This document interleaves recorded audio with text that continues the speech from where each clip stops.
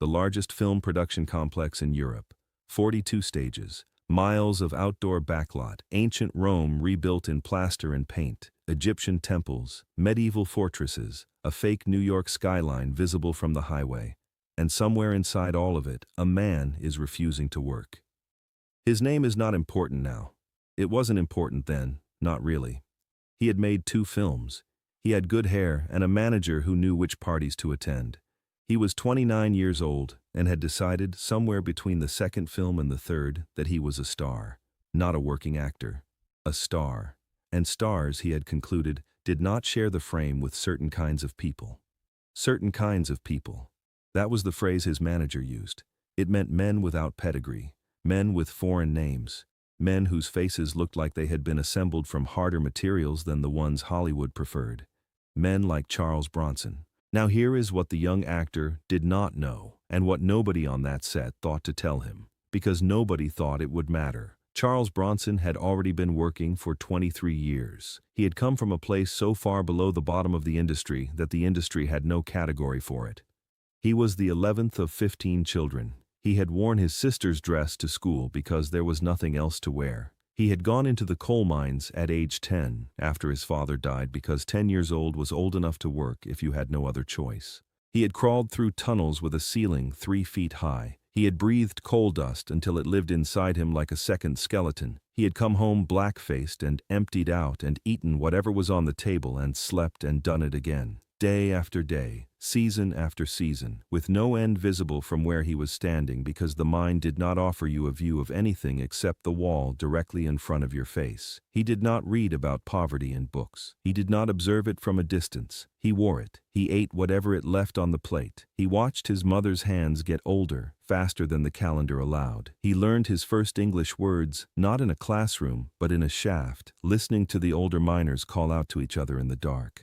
His first language was Lithuanian. He did not speak English with any confidence until his teenage years. He understood early that the world moves differently around people who cannot find their words quickly. He understood that silence was safer than stumbling. He built a face that did not need language, a face that said everything necessary without opening its mouth. Then, the war. A B-29 tail gunner over the Pacific, 25 combat missions, a coin flip, each one. The kind of mathematics that turns 20-year-old men into something older and harder and permanently changed. He flew those missions. He came back from each one. He landed every time. He never talked about it. Not once. Not to journalists, not to directors, not to co-stars who asked over drinks on location. He just looked at them until the question dissolved. After the war, he stood in front of the mine and looked at it. He had survived things the mine could not have prepared him for. He had made a decision somewhere over the Pacific that he was going to make with his life something the mine could not take back. He turned away from it. He washed dishes. He picked onions in the fields of New Jersey with his hands in the soil and his back bent. He painted houses. He did whatever kept him off the street and out of Pennsylvania. He stumbled into a theater group in Philadelphia almost by accident, and something in him recognized it immediately. Not as glamour, not as ambition. As a door. As the one door he had found in his entire life that did not lead back to the mine. He took that door. He showed up every single day. He was not talented in the conventional sense. His accent was thick. His movements were stiff. He did not have the natural ease of people who had grown up in rooms where they were told they belonged. But he had something the theater teachers had no category for. He had already survived things that would have broken most people before the first rehearsal. And the thing about real survival is that it shows. It shows in how a man stands. It shows in where he puts his eyes. It shows in the quality of his stillness. He got better slowly, the way things get better when you have no choice but patience. He moved to New York, then Hollywood. He changed his name from Bukinski to Bronson, a simpler name, a name that did not announce where he came from before he had the chance to show what he was made of. He spent 15 years as the face in the background, the dangerous extra, the one whose stare made the lead actor look more heroic by contrast. 15 years of that, without complaint, without demanding more, without going to a manager and explaining that he deserved better placement on the call sheet, because he had learned at age 10 that you do not complain about the work. You do what the work asks. You show up. You survive it. You wait for the moment when the work itself speaks loudly enough that nobody can pretend they didn't hear it.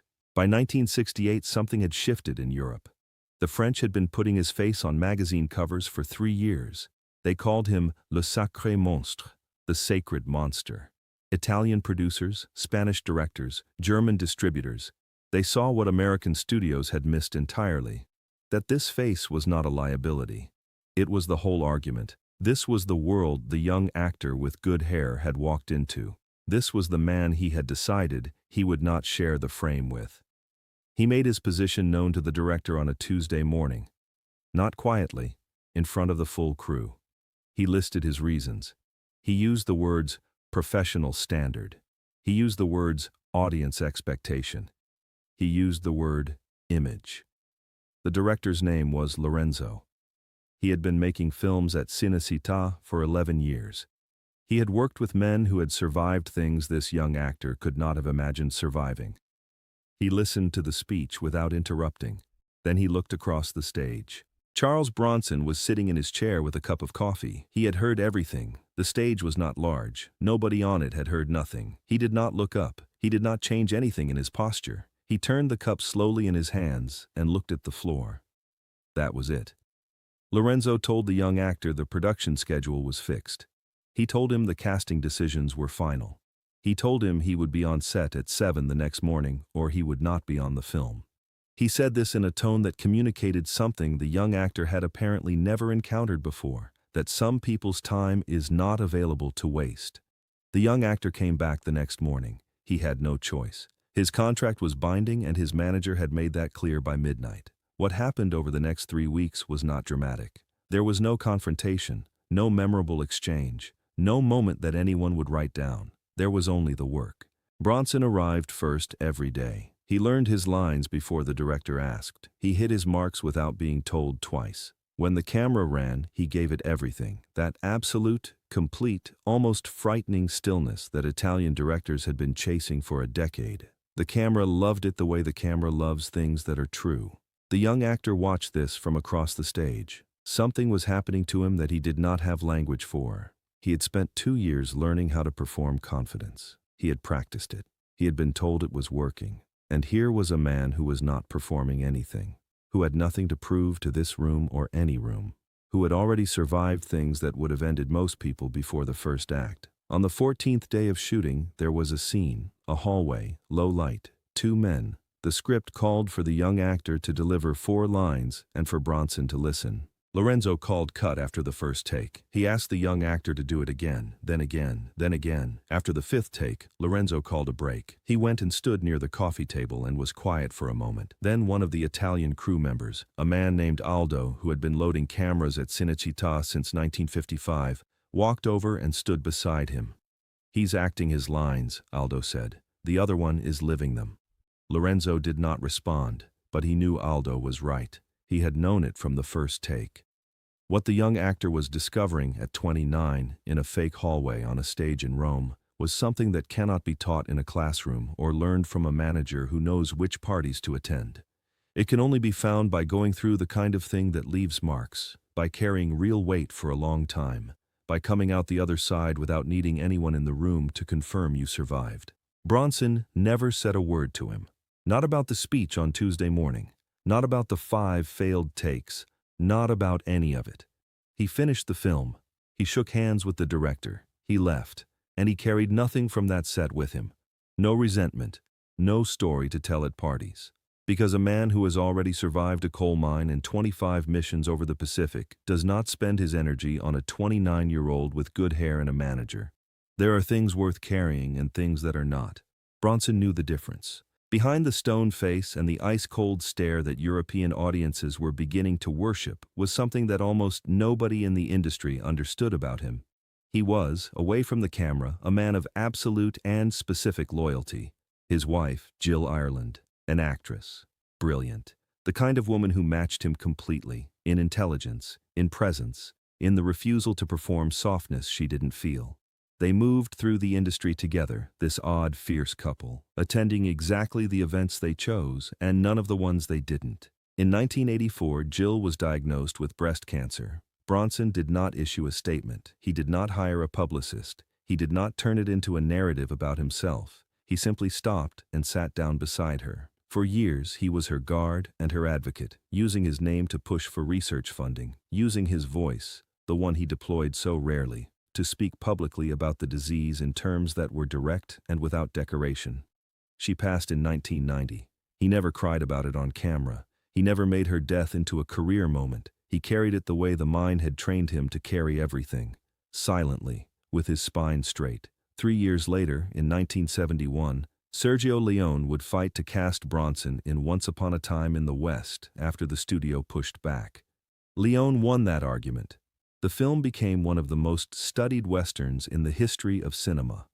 Bronson's performance, that absolute composed silence against acres of open landscape, is still taught in film schools today. The young actor made one more film. It was released in 1969 and reviewed politely and forgotten within a year. His manager stopped returning calls. His contract was not renewed. He went home. He found other work. He lived his life. None of this was Bronson's doing. That is the part that matters. Bronson did not fight him, did not humiliate him, did not go to the director with a competing speech. He simply worked. Completely, without remainder. The way a man works when he has already learned that noise is expensive and silence is free. What ruins a man like that is not an enemy. It is the mirror. It is standing across from something real and recognizing, slowly and without any way to stop it, what you yourself are made of. Charles Bronson worked through his 60s and 70s. He never attended galas. He lived on his ranch in Vermont and gave almost no interviews. When journalists came, he answered in short sentences. When they pushed for more, he looked at them the way he looked at everything, as if he was waiting for something worth his attention. He passed away in 2003 at the age of 81, quietly, the way he had done almost everything. Hollywood paused, then moved on. It always does. But something he built doesn't move.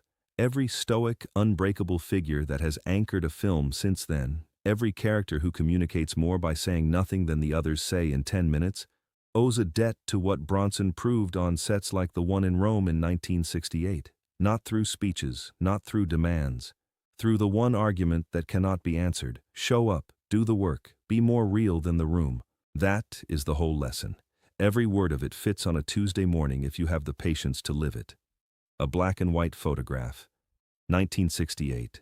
Charles Bronson on the Cinecittà backlot. Jacket open, arms loose at his sides, looking somewhere past the lens with an expression that has no performance in it at all. Silence is a source of great strength. Grit lasts forever. If this story landed, subscribe. Hit the bell, drop one word in the comments that describes Charles Bronson, and send it to someone who's still waiting for the noise to work.